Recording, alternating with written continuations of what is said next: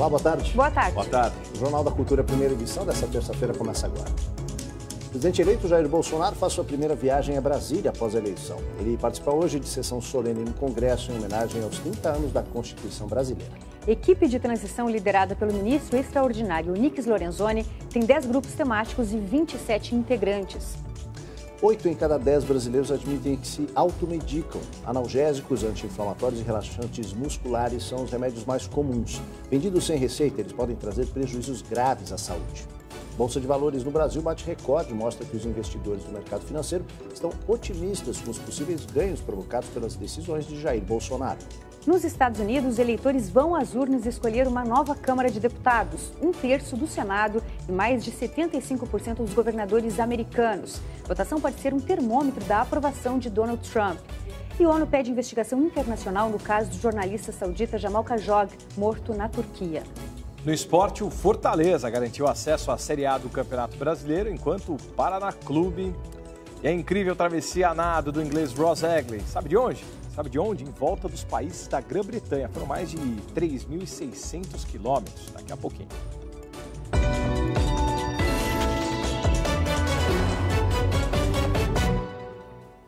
Uma pesquisa feita em todas as regiões do Brasil revela 80% dos brasileiros que assumem tomar remédios sem consultar um médico. Um hábito que pode causar males para o corpo e ainda mascarar doenças mais graves. A bolsa de Silvani costuma ter um analgésico que ela mesma decide quando tomar. Para não sentir dor, a gente acaba tomando. Sei que não é certo, mas acaba tomando. Assim como ela, 8 em cada 10 brasileiros admitem que se automedicam. O número verificado por uma pesquisa feita nas 5 regiões do país é o mais alto desde que ela começou a ser feita. Entre os sintomas mais combatidos sem prescrição estão dor de cabeça, febre e resfriado. Os tipos de remédios mais usados por conta própria são analgésicos, anti-inflamatórios e relaxantes musculares. Por não precisarem de receita, esses medicamentos podem parecer inofensivos, mas quando tomados de forma indiscriminada, há riscos maiores de reações adversas, que vão desde alergias até sobrecarga de órgãos, como fígado e rim, e também de mascarar doenças mais graves. Os sintomas são muito comuns em várias patologias. Então, se você ficar tomando medicações, você ocorre o risco de retardar um diagnóstico de algo mais grave, de algo mais importante ou de algo que seria de fácil tratamento desde que fosse diagnosticado na hora correta. Isso não significa que é preciso ir ao médico por causa de qualquer sintoma. Enxaqueca. Eu tenho dor de cabeça frequente, tal, já procurei, já investiguei e tenho enxaqueca. E daí quando eu tenho crises de enxaqueca, eu tomo a medicação. É diferente, mas eu já tenho um diagnóstico. Agora, eu não tenho diagnóstico, comecei a ter dor de cabeça, acho que é enxaqueca, posso ser uma outra doença mais importante. E nada de aplicar diagnóstico de outras pessoas ao seu caso. Eu tenho problema de rim, então não é qualquer coisa que pode tomar, pode dar complicação. Então eu sou muito atenta a isso. Nada de ficar fazendo consulta com um amigo, só com o médico. Muito bem, é isso aí. Aqui em São Paulo, um cinema localizado na região da Avenida Paulista preparou uma seleção de filmes em comemoração ao mês da Consciência Negra. O repórter Eduardo Campos tem os detalhes dessa programação para a gente. Boa tarde, Edu. Tudo bem, Ana? Boa tarde a todos. Até domingo, sempre às 7 horas da noite, aqui no Espaço Itaú, que fica na Rua Augusta, exibirá um filme por dia, com produções nacionais e internacionais, protagonizadas ou dirigidas por profissionais negros em comemoração aí ao mês da Consciência Negra. Eu estou aqui com o André Novaes, ele que é cineasta. André, muito boa tarde para você. Hoje tem filme, né? E depois da apresentação existe um debate, né? Como que funciona? Exatamente. Boa tarde. Hoje tem um filme Correndo Atrás, né? Do Jefferson D. Né? Ontem teve o filme Temporada, que foi dirigido por mim. Né? E hoje, após a sessão do filme do Jefferson D, tem um debate, né, sobre o cinema negro. Né? Ou seja, a pessoa que vem aqui, o público pode debater com o diretor do filme. Sim, exatamente. O debate com o Jefferson D, né? Com a Tamires Vieira, com a... Você participou do debate ontem também, né? Isso. Com as pessoas. Agora, qual que é a importância de um evento como esse para essa causa da consciência negra? Isso é total importância pelo momento que a gente está vivendo, cinema negro, tanto mundial quanto nacional, né? Discutir todas as questões do cinema negro, as políticas e tal, como os filmes chegam no público, né, e tal, é muito importante. Legal, obrigado pelas suas informações, olha que bacana, essa mostra vai repetindo até domingo, que é dia 11, a entrada custa R$20. Para saber a programação completa é só entrar no site que aparece aí no vídeo, é itaucinemas.com.br, Ana. Maravilha, Eduardo, está dado o recado. Aldo. O presidente eleito Jair Bolsonaro chegou a Brasília para dar início à transição de governo e se reunir com autoridades dos outros poderes. Neste momento, o Bolsonaro participa da sessão solene do Congresso em homenagem aos 30 anos da Constituição. Esta é a primeira viagem de Bolsonaro a Brasília desde a vitória no segundo turno. O presidente eleito saiu de casa no Rio de Janeiro por volta das 6 horas da manhã e embarcou em um jato da FAB na base aérea do Galeão. Bolsonaro viajou acompanhado de uma comitiva de 12 pessoas, entre as quais assessores e o vice-presidente eleito, general Hamilton Mourão. Pouco antes das 9 horas, o presidente eleito desembarcou na base aérea de Brasília, de acordo com uma publicação da Força Aérea Brasileira no Twitter. Perto das 10 horas, sob forte esquema de segurança, Bolsonaro chegou ao prédio do Congresso. Além do presidente eleito, também participaram da sessão solene do Congresso o presidente Michel Temer, o ministro Dias Toffoli, presidente do STF, e a procuradora-geral da República, Raquel Dodge. Bolsonaro se sentou na tribuna ao lado do presidente Michel Temer, do presidente do Congresso, senador Eunício Oliveira, do presidente da Câmara, Rodrigo Maia, e do ex-presidente da República e do Congresso, José Sarney. Foi durante o governo de Sarney, em 1988, que a atual Constituição foi promulgada. No discurso, Bolsonaro agradeceu a Deus por ter sido salvo do ataque e disse que o país tem um único norte. Na topografia existe 3 nortes: o da quadrícula, o verdadeiro e o magnético. Mas na democracia só o norte, é o da nossa Constituição. O governo Bolsonaro anuncia 27 nomes e cria 10 grupos técnicos para a equipe de transição. Os nomes foram publicados numa edição extra do Diário Oficial. Parte dos indicados participou de uma primeira reunião de trabalho chefiada pelo ministro da Casa Civil e coordenador da transição de governo, deputado Onyx Lorenzoni. Além de Onyx e dos técnicos, participaram ainda os futuros ministros da Defesa, general Augusto Heleno, e da Ciência e Tecnologia, Marcos Pontes, que também integram a equipe de transição. Depois da reunião, Onyx Lorenzoni anunciou que foram criados inicialmente 10 grupos temáticos para elaborar as primeiras medidas a serem tomadas pelo governo Bolsonaro. Segundo Lorenzoni, os grupos são os seguintes: desenvolvimento regional, ciência, tecnologia, inovação e comunicação, modernização do Estado, economia e comércio exterior, educação, cultura e esportes, justiça, segurança e combate à corrupção, defesa, infraestrutura, produção sustentável, agricultura e meio ambiente, saúde e assistência social. Onyx Lorenzoni informou que outros grupos temáticos serão anunciados durante a semana, mas não quis dar detalhes. A Bolsa de Valores de São Paulo bateu novo recorde nesta segunda-feira. O Ibovespa, principal índice de ações da Bolsa Brasileira, subiu pela 4ª sessão seguida e superou a marca dos 89 mil pontos pela primeira vez na história. O otimismo mostra que o mercado financeiro recebeu bem as nomeações dos ministros do governo eleito e as sinalizações sobre o futuro da economia. Em entrevista nesta segunda-feira, Jair Bolsonaro disse que aprovar uma idade mínima para a aposentadoria neste ano já seria um grande passo. Por outro lado, a divulgação do lucro líquido da Petrobras de mais de 6 bilhões de reais no terceiro trimestre deste ano decepcionou o mercado financeiro nesta manhã e as ações caem na Bolsa de Valores. O lucro é 25 vezes maior do que o registrado no mesmo período do ano passado. E no acumulado do ano, a estatal soma mais de 23 bilhões de reais. Este é o melhor resultado para o período em 7 anos. Ainda assim, é menor do que o esperado pelo mercado. O juiz Sérgio Moro afirma que ser ministro do governo Bolsonaro não significa entrar para a política. Para Moro, seu cargo no novo governo será técnico. Sérgio Moro participou ontem à noite, em Curitiba, do primeiro evento público desde que aceitou o convite de Bolsonaro para o Superministério da Justiça e Segurança Pública. Ao discursar na abertura de um encontro sobre energia, ele aproveitou para responder às críticas que apontam uma contradição entre o que afirmou há alguns anos, que nunca entraria para a política, e a aceitação do convite para o Ministério de Bolsonaro. E mantenho válida a promessa que fiz anos atrás que jamais entraria na política. Não pretendo jamais disputar qualquer espécie de cargo eletivo. O meu objetivo aqui não é se tornar propriamente um político no sentido de buscar perseguir cargos eletivos ou coisa que os espécie, mas apenas realizar um trabalho técnico dentro do Ministério da Justiça. Como havia prometido, a defesa do ex-presidente Lula entrou ontem com recurso no Supremo Tribunal Federal, em que usa a aceitação de Sérgio Moro em participar do Ministério de Bolsonaro para pedir a liberdade do petista e a anulação do processo do triplex do Guarujá. Nesse processo, Lula foi condenado a 12 anos e 1 mês de prisão. Os advogados do ex-presidente acusam o juiz Sérgio Moro de perda de imparcialidade.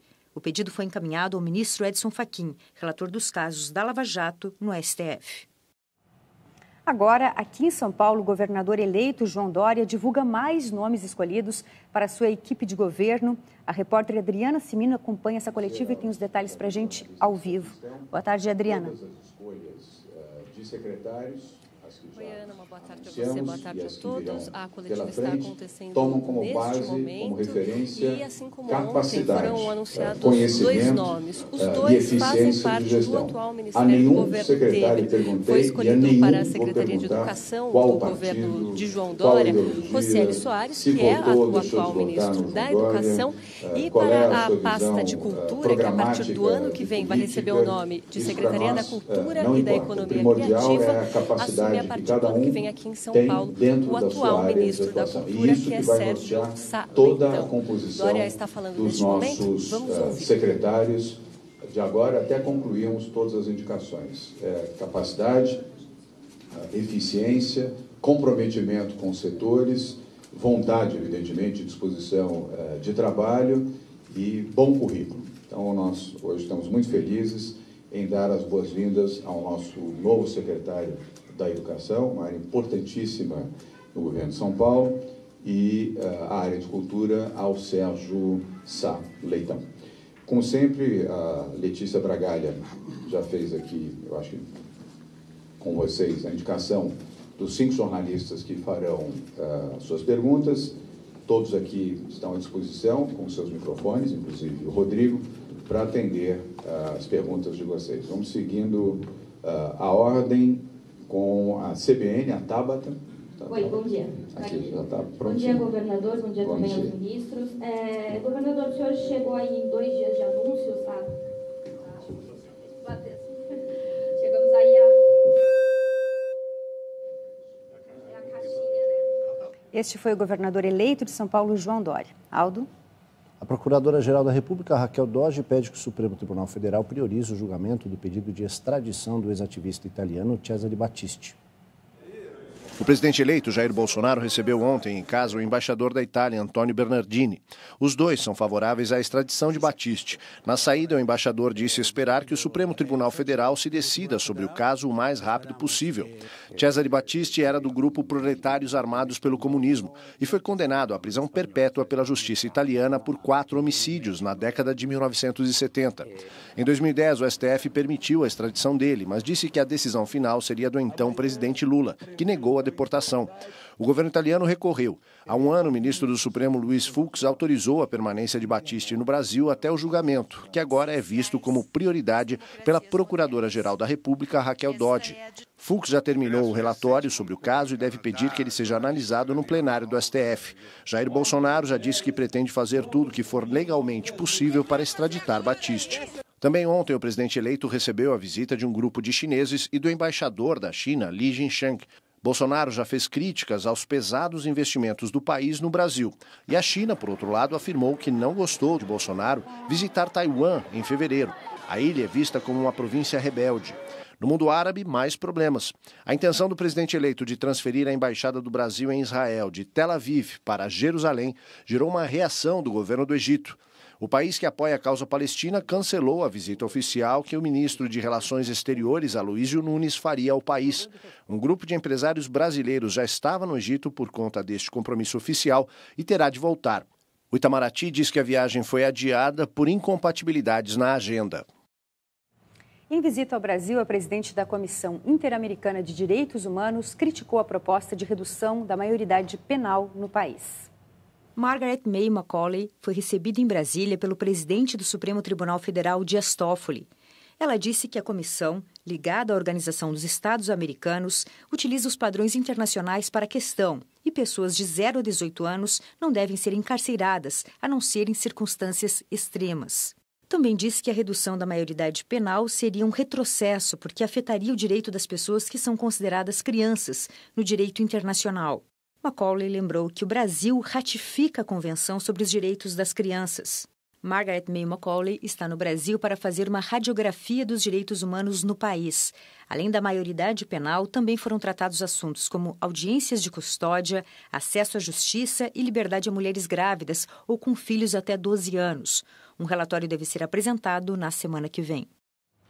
A gente vai para as notícias do esporte com Cadu Cortez. Por favor, Cadu. Tranquilo, boa tarde, Aldo, Ana. A gente começa falando da Série B do Brasileirão, que está na reta final, faltando um pouquinho de jogos já para definir o campeão. Mas tem um time que já garantiu acesso à elite do futebol brasileiro em 2019. Vamos ver. No ano do seu centenário, Fortaleza venceu o Atlético Goianiense por 2-1 e é o primeiro time confirmado na Série A do ano que vem. O time comandado pelo ex-goleiro Rogério Ceni abriu o marcador com Gustavo, o Gustagol. O segundo foi de Bruno Melo, de cabeça. João Paulo descontou e foi uma festa só no estádio para o torcedor que vai voltar a ver o time entre os 20 principais do país após 10 anos longe.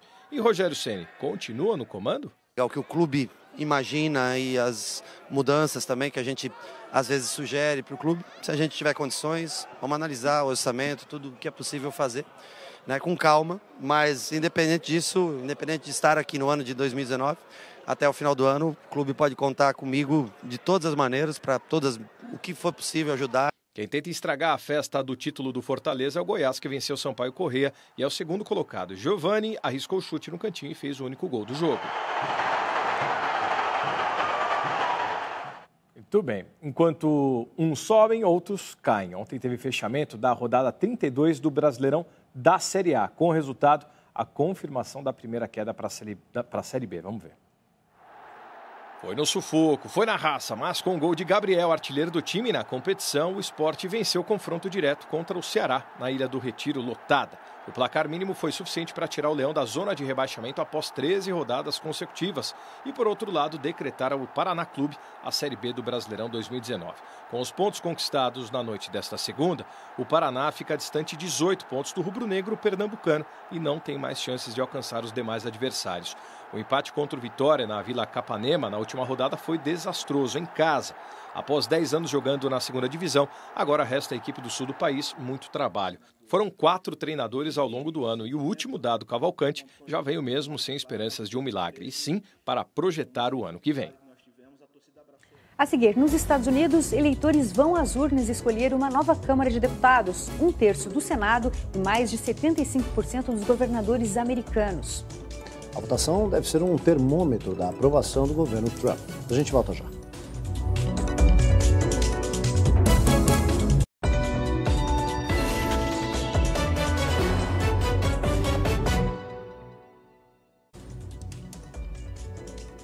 Os norte-americanos vão às urnas hoje na chamada eleição de meio de mandato. O resultado vai renovar toda a Câmara, 1/3 do Senado e pode colocar em xeque a administração do presidente Donald Trump. Logo pela manhã, em Indianápolis, já havia longas filas de norte-americanos que esperavam mais de 2 horas pela abertura das sessões eleitorais. Estão em jogo nessa eleição todos os 435 lugares na Câmara dos Representantes e apenas 35 dos 100 lugares no Senado. Os eleitores deverão também escolher os governadores em 36 estados e 3 territórios norte-americanos e os presidentes de Câmara de várias cidades. Estas eleições parlamentares de meio de mandato nos Estados Unidos se transformaram numa espécie de referendo sobre a postura polarizada e radical e a política combativa do presidente Donald Trump. Num país onde o voto não é obrigatório, analistas acreditam que a abstenção poderá ser a mais baixa desde 1966, quando ficou em 51%. Uma das razões é a mobilização junto aos jovens. Em setembro, mais de 800 mil pessoas se registraram para votar, a maioria entre 18 e os 24 anos. Uma resposta ao apelo lançado pelo Partido Democrata de Barack Obama. O ex-presidente afirmou que a personalidade dos Estados Unidos estará nas urnas. The character of this country is on the ballot. Who we are is on the ballot. Outras celebridades também incentivaram a votação por uma mudança no destino dos Estados Unidos, como a veterana atriz Jane Fonda. Ela diz que essa eleição pode definir se os Estados Unidos continuam ou não sendo uma democracia. Enquanto a atriz e cantora Cher afirma que o importante é votar, porque depois não adianta ficar reclamando. Otherwise, stop complaining. Do not complain if you don't vote. As pesquisas indicam que o Partido Democrata deve recuperar o controle da Câmara dos Representantes e ganhar de 6 a 10 governadores, mas não pode garantir a maioria no Senado. As Nações Unidas pedem uma investigação internacional no caso do jornalista saudita morto no consulado do seu país, na Turquia. Em Genebra, na Suíça, na sede do Alto Comissariado para os Direitos Humanos da Organização das Nações Unidas, a porta-voz da agência, Ravina Shamdasani, exigiu que a Arábia Saudita revele onde está o corpo de Jamal Khashoggi, dizendo que um exame forense e uma autópsia são elementos cruciais na investigação do crime. So we're calling on them to just urgently reveal the whereabouts of the body. Jornalista do Washington Post, Jamal Khashoggi entrou no consulado saudita em Istambul no dia 2 de outubro em busca de um documento e nunca mais foi visto. Inicialmente, autoridades sauditas insistiram que Khashoggi havia deixado o consulado. Depois disseram que ele morreu em uma operação ilegal. E mais tarde, o procurador-geral saudita disse que ele foi assassinado de maneira premeditada. O presidente turco Tayyip Erdogan afirmou que autoridades sauditas ainda tentam acobertar o crime e exigiu que Riad coopere com a localização do corpo de Khashoggi, que pode ter sido esquartejado por um grupo de 15 agentes sauditas enviados à Turquia. E após o crime, fizeram a limpeza do local para destruir as provas. O filho de Jamal Khashoggi pediu às autoridades sauditas que o corpo do jornalista seja restituído para que possa ser enterrado. O ministro de Negócios Estrangeiros turco, em visita ao Japão, afirmou que a Turquia tem algumas provas do crime, mas há outras evidências que ainda não foram reveladas.